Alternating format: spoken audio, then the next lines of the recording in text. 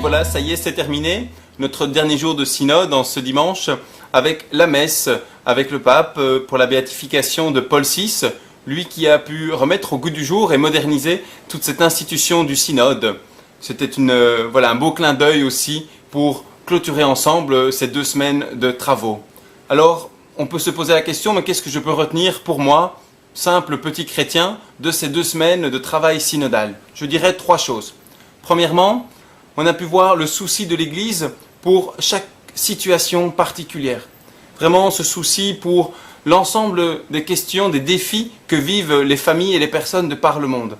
C'est aussi un encouragement pour nous, dans notre manière de vivre comme chrétiens, là où nous sommes, d'être proches aussi, d'avoir ce souci de chaque personne et de sa situation particulière.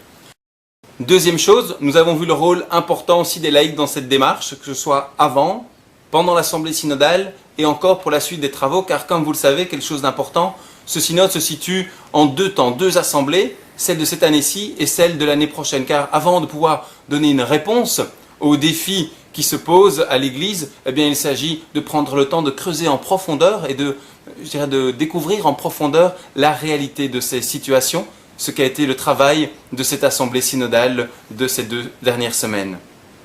Deuxièmement, l'Église se positionne très clairement aussi dans son langage sur le type d'accompagnement pastoral, trouver cette unité entre amour et vérité. C'est une formulation très claire que l'Église prend aussi de ce qui se vit déjà sur le terrain, évidemment, de par les pasteurs, de par les personnes aussi en responsabilité. Unir amour et vérité, c'est dans le Christ qu'on peut trouver réellement cette unité.